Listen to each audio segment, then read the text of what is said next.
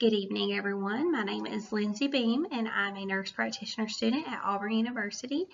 And today I'm going to be talking to you about Rh incompatibility, otherwise known as rhesus incompatibility. So what is Rh incompatibility?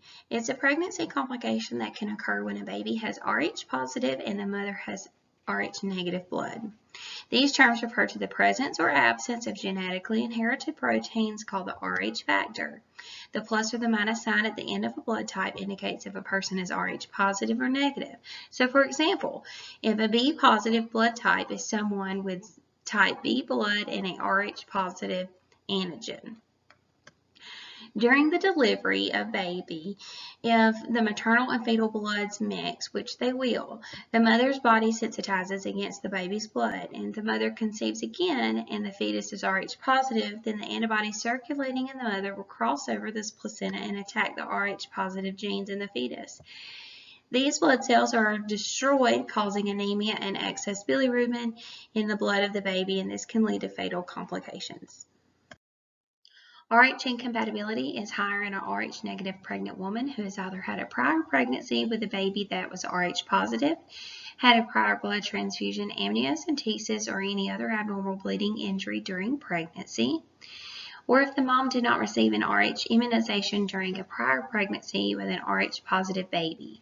The firstborn is not usually effective only unless the mother has had previously undergone an abortion. Our assessment and physical examination, we want to make sure that we're asking mom have they had any previous pregnancies, including spontaneous or elective abortions, have they had any vaginal bleeding currently or any amniotic discharge, and have they had any previous invasive obstetric procedures such as amniocentesis, chordocentesis, or chorionic villus sampling.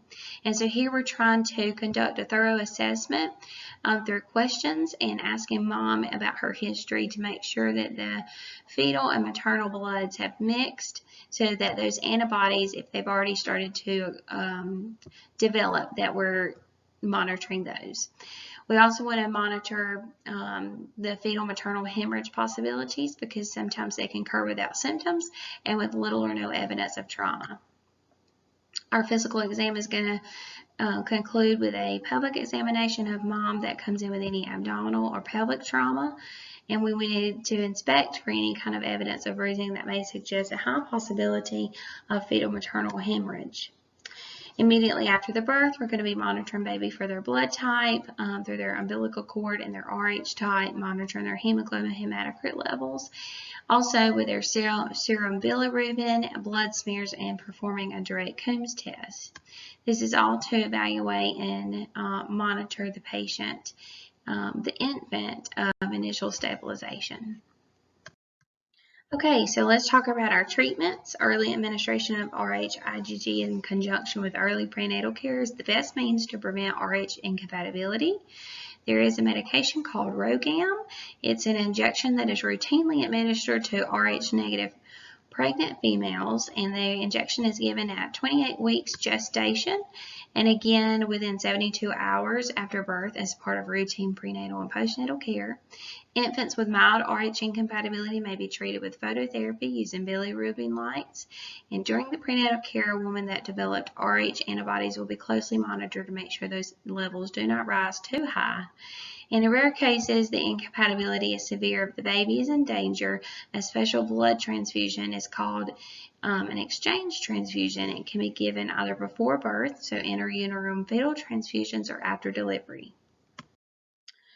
Early prenatal care is key. Prevention is the best treatment. Rh incompatibility can be prevented by using the RhoGAM injection. However, early determination of mother's gestational age, health of baby via ultrasound blood work, and through health assessment should be collected in order to determine the Rh factor status. We would need to instruct our pregnant females to monitor for any signs or symptoms of abnormal bleeding and for any trauma during their pregnancy. We also want to encourage compliance with maternal appointments because fetal surveillance is very important, and it may require serial ultrasounds and fetal Doppler to screen for anemia in Rh positive fetuses. This concludes our 5-minute lecture. Thank you for tuning in. And here are my references.